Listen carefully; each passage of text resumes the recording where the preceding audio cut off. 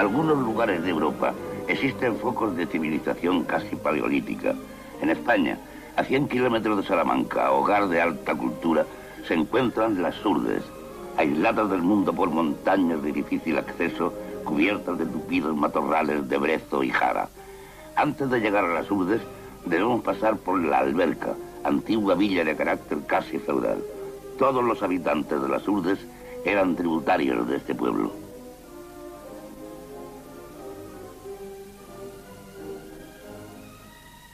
He aquí la iglesia de la Alberca. Dos calaveras desde sus nichos parecen presidir los destinos de la alberca. Las casas, de aspecto medieval, tienen 3 pisos y son de una arquitectura nada frecuente en España.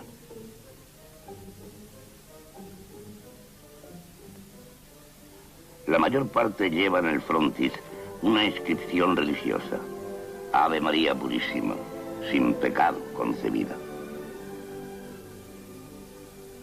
El día de nuestra llegada, vemos a muchas mujeres peinarse a la puerta de sus casas, adornadas con sus mejores atavíos. Preguntamos el motivo y nos dicen que vayamos a la plaza de la iglesia, en donde va a celebrarse, como todos los años, una extraña y bárbara fiesta. En la plaza se ha reunido casi todo el pueblo. Los recién casados del año deben arrancar cada uno la cabeza de un gallo. En 1933, año en que tomamos estas vistas, eran 6. Se ha tendido una cuerda a través de una calle para colgar el gallo por las patas. Cada jinete, al galope de su cabalgadura, tiene que arrancar la cabeza de un gallo. Después de pasear triunfalmente la cabeza del gallo por las calles y las plazas del pueblo, los recién casados ofrecen al pueblo sendos vasos de vino tinto.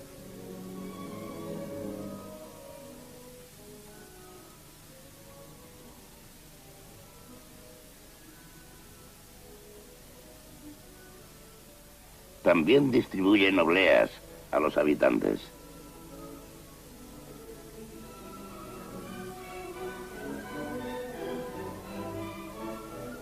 Entre la gente apercibimos este niño ricamente adornado con medallas de plata. Aunque se trata de imágenes cristianas, no podemos menos de recordar los amuletos de los pueblos salvajes de África o de Oceanía.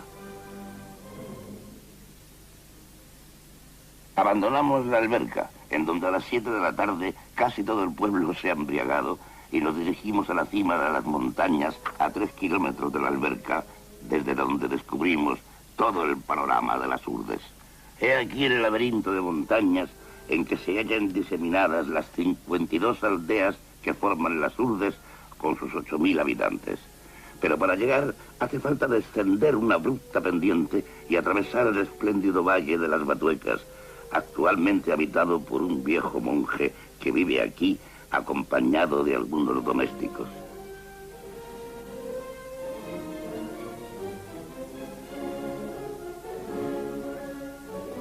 Este valle fue habitado durante 4 siglos por los carmelitas que evangelizaron las Urdes. Además de las pocas personas que hemos citado, el convento está deshabitado y solo quedan las ruinas en medio de un paisaje de salvaje belleza. Las Batuecas conservan huellas de una vida prehistórica intensa. En sus cavernas hay dibujos de perfecta ejecución que representan hombres, cabras y abejas.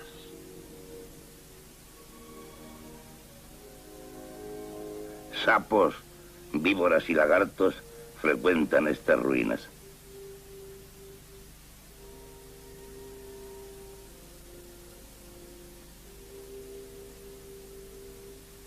La vegetación es de una gran riqueza.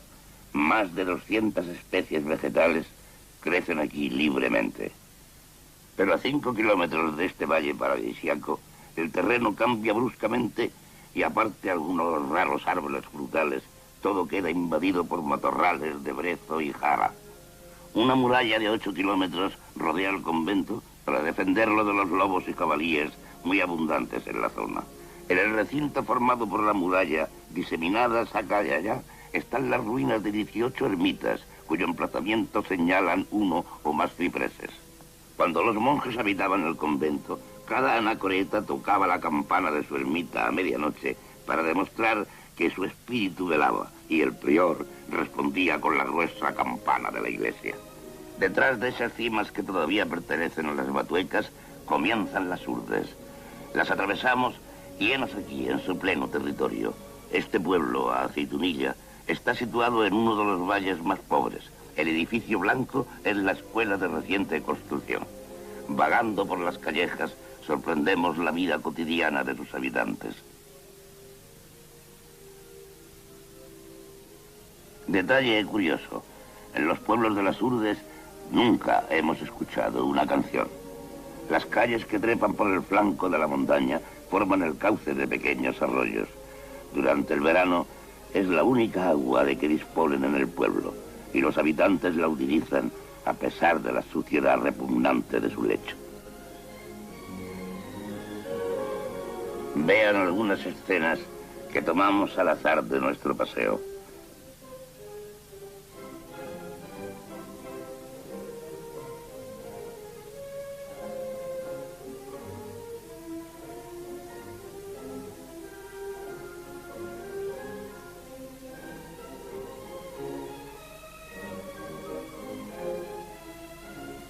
El arroyo sirve para todos los usos. He aquí 3 niñas mojando un mendrugo de pan en el agua del arroyo. El pan hasta hace poco era casi desconocido en las Urdes. El que comen esas niñas les ha sido dado en la escuela. Generalmente el maestro obliga a los niños a que se coman el pan en su presencia para evitar que se lo quiten sus padres al llegar a casa. Llamada a la escuela. Estos niños desarrapados y descalzos reciben la misma enseñanza primaria que los demás niños del mundo. Los trajes provienen de Andalucía o Extremadura y han sido dados como limosna a los urdanos que emigran para la siega durante los meses de verano. Al volver a sus aldeas, cambian los trajes por patatas. Están remendados tantas veces que no se llega a descubrir la tela primitiva del traje. También aquí enseñan a los niños famélicos que la suma de los ángulos de un triángulo es igual a 2 rectos. En algunos pueblos de las Urdes, y especialmente aquí en Aceitunilla, muchos de los niños son pilus, es decir, niños incluseros que las mujeres de las Urdes van a buscar a la importante villa de Ciudad Rodrigo, que se encuentra a una distancia de 2 días de marcha a través de la montaña. Se encargan de criarlos por una pensión de 15 pesetas mensuales. Con esa ínfima suma, la madre urdana hace vivir a toda su familia. Esta industria fue muy floreciente hasta que, hace poco, una ley prohibió este tráfico de pilus.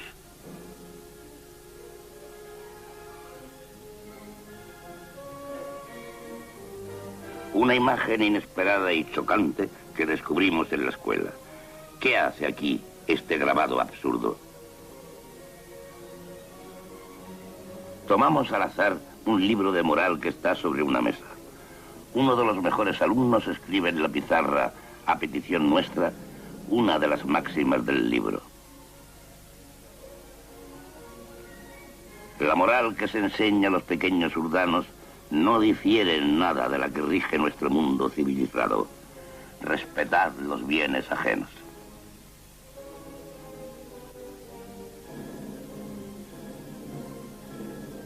En este valle de aspecto acogedor vemos algunos árboles frutales muy escasos en estos lugares, como nogales, cerezos y olivos.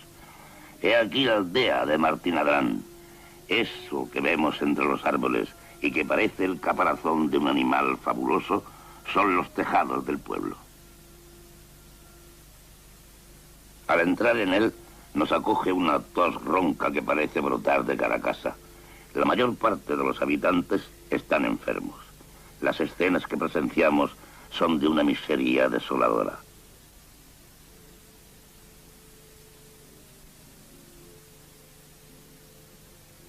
El bocio es la enfermedad específica de esta zona de las Urdes que constituye el objeto principal de este reportaje.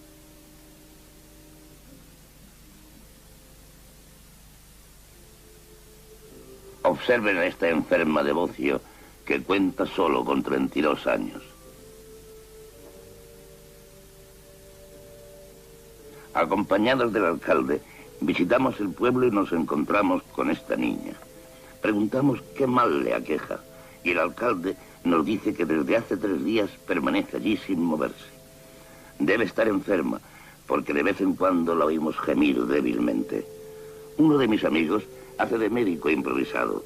Se acerca a ella y le pide que abra la boca para examinarla.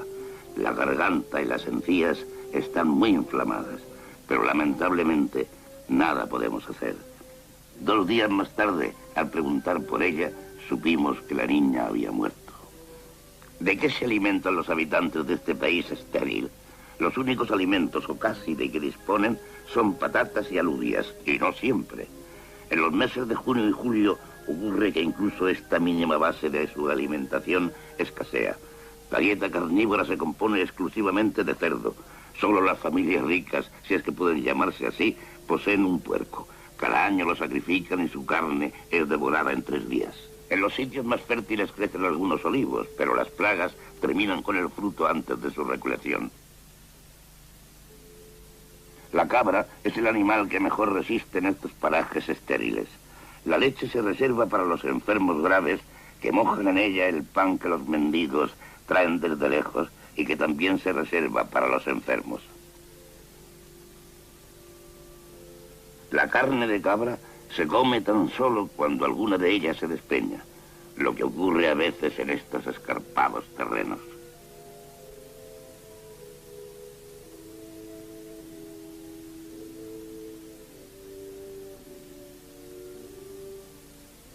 La principal industria de las Urdes es la apicultura, pero las colmenas en su gran mayoría no son propiedad de los urdanos. Además, la miel que las abejas producen a partir de la flor de brezo es muy amarga. Los propietarios de las colmenas son vecinos de la alberca que las transportan a las Urdes para que invernen allí, porque el clima es más benigno que en la provincia de Salamanca. Durante la primavera se llevan las colmenas a Castilla. En esta estación es corriente ver a 1, 2 o más bestias cargadas de colmenas que se dirigen hacia Castilla. Un día nos encontramos con este asno con su carga de colmenas que 2 urdanos conducen hacia Salamanca. Más tarde, mientras comíamos, oímos gritos de socorro. Los urdanos habían atado el burro y una colmena se había caído al suelo y al romperse dejó escapar el enjambre. Este atacó al animal que al debatirse dejó caer las otras colmenas, quedando en libertad los insectos y los enjambres de abejas se precipitaron sobre él. 1 hora después, el asno sucumbió a las picaduras. Un mes antes de nuestra llegada a las Urdes, un hombre y 11 mulas murieron a consecuencia de las picaduras de las abejas. Los meses de mayo y junio son los más duros para los urdanos, que ya terminada su provisión de patatas, no tienen nada más que llevarse a la boca. Lo único son las cerezas que el hambre les obliga a comer antes de que maduren. Esto agrava su disentería. Esta es la época de las emigraciones. Los hombres todavía válidos, que han sido respetados por las fiebres, se van a Castilla y Andalucía a buscar trabajo en la siega.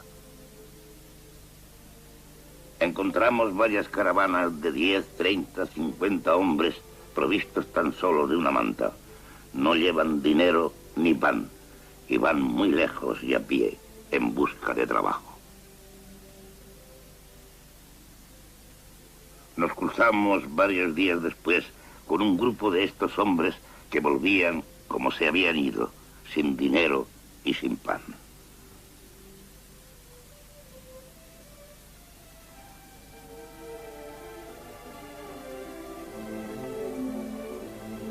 Llegamos ahora a uno de los puntos más importantes de este reportaje: cómo construyen los urdanos sus terrenos de labor que les permitirán comer y vivir. Comienzan por escoger una franja de terreno próxima al río y la limpian de maleza, ayudados por sus mujeres, parientes y amigos. Los útiles de trabajo son rudimentarios: un pico y una pala. No disponen de otros instrumentos para labrar. El arado no se conoce en gran parte de las aldeas de las Urdes. Una vez socavado y limpio el terreno, elevan un muro de piedras que colocan sin argamasa las unas encima de las otras. El muro debe defender la tierra de las grandes avalanchas del río durante el invierno. Terminado el muro se van lejos, a la montaña, para recoger tierra vegetal. Llenan con ella sus sacos que luego transportan a través de escarpados senderos hasta sus huertas. Este trabajo les ocupa durante semanas.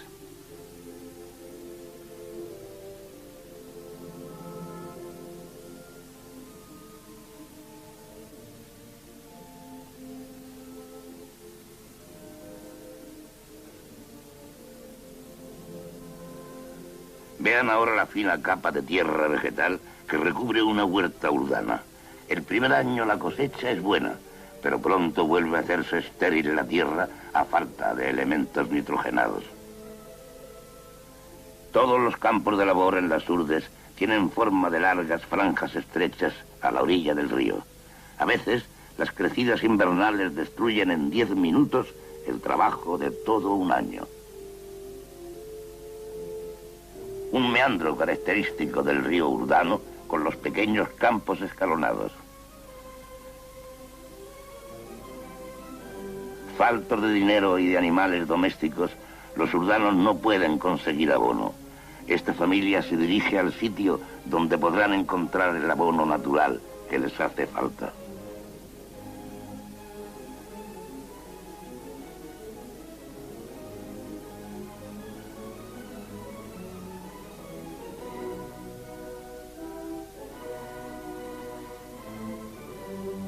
Los caminos son difíciles y el calzado es raro.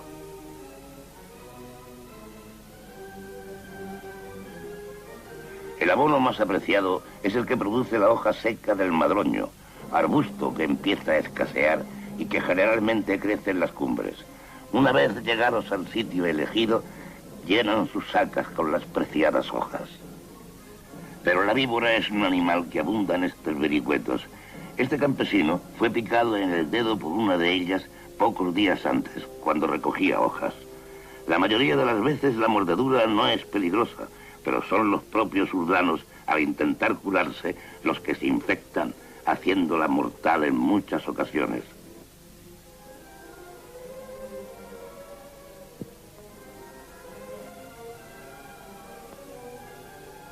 Una vez terminada la recolección de las hojas, las llevan a su casa y las depositan en el zaguán. Sobre ellas se acostarán los animales y al cabo de algunos meses se habrán convertido en abono con la colaboración excrementicia de las personas.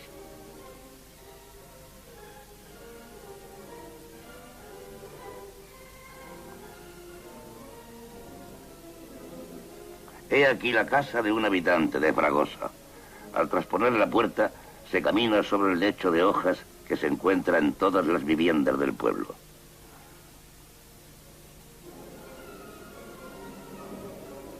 Estamos en el interior de una casa. Los utensilios son escasos y de lo más rudimentario.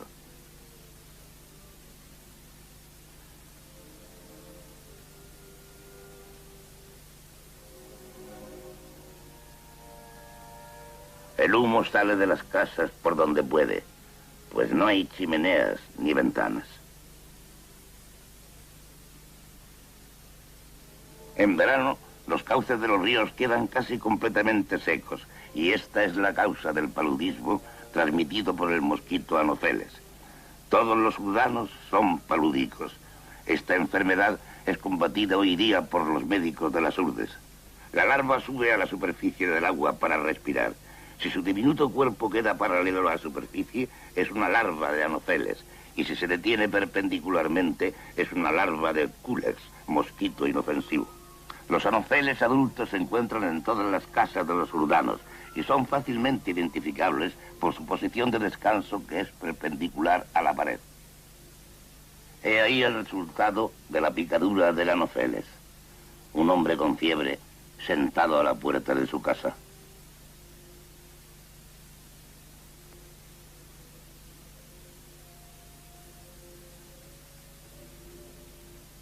Nos encontramos a muchos enfermos por las calles.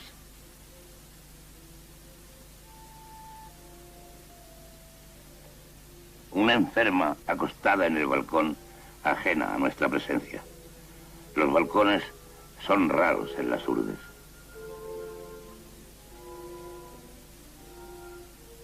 Los enanos y los cretinos, en cambio, son numerosos. Generalmente sus familias los destinan al cuidado de las cabras. Algunos son peligrosos. Al encontrarnos con ellos, o bien huían o nos atacaban a pedradas. Pueden verse en las montañas al anochecer cuando regresan a las aldeas. Tuvimos grandes dificultades para llegar a filmar a alguno de ellos. El realismo de un Zurbarán o de un Rivera queda por debajo de esta triste realidad.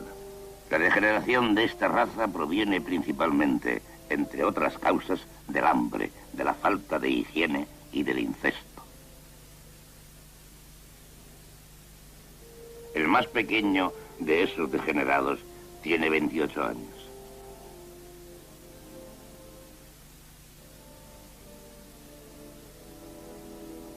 He aquí otro tipo de cretino viejo.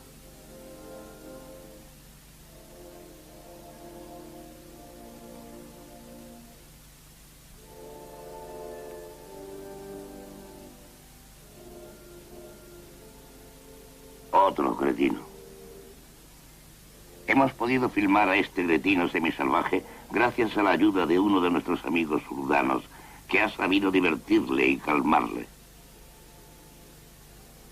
Un día vimos a un grupo de gente frente a una casa.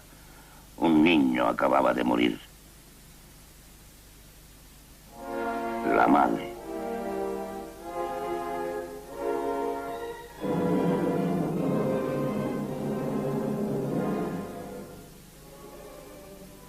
Una muerte es uno de los raros acontecimientos que pueden presenciarse en estas aldeas miserables. Las mujeres acuden en masa a la casa mortuoria. Nos explicaron las dificultades que encierra el transporte de los cadáveres, pues en la mayoría de los pueblos no hay cementerio. El niño tenía que ser transportado al cementerio de Nuño Moral y nos decidimos a seguir el despojo. El cuerpo fue depositado en una artesa y conducido a lo largo de kilómetros a través de matorrales. Si el muerto es un adulto, se ata el cuerpo a una escalera que hace la vez de parihuelas y es conducido así hasta el cementerio, distante a varias horas del pueblo.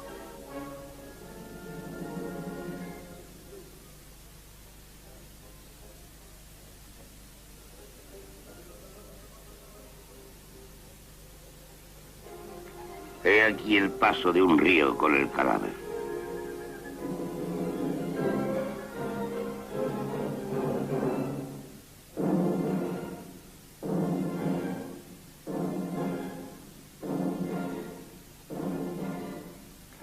Este cementerio nos muestra que a pesar de la gran miseria de los urdanos, sus ideas morales y religiosas son las mismas que en cualquier otro lugar del mundo.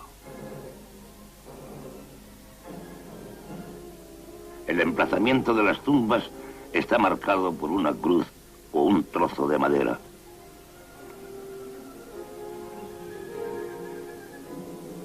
Lo único lujoso que encontramos en las urdes son las iglesias. Esta se halla situada en una de las más pobres aldeas.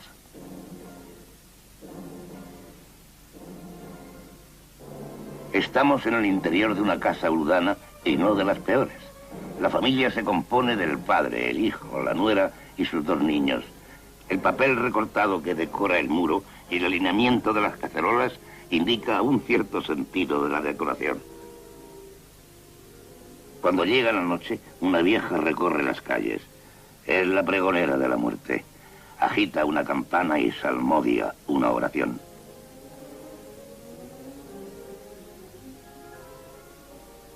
Todos los habitantes de una casa urdana viven en la misma y única pieza. Sin embargo, esta vivienda, algo más confortable, consta de un establo en la planta inferior y en la primera planta de una cocina y un dormitorio. Por excepción, hay una cama.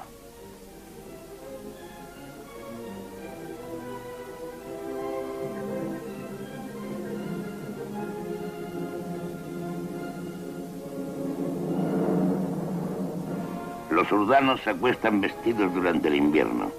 Llevan sus trajes hasta que se caen a jirones. Las palabras que oímos a esa mujer son las siguientes. Nada puede alentar más nuestra alma que el pensar siempre en la muerte. Rezad un Ave María por el alma de... Después de 2 meses de estancia en las Urdes, abandonamos el país.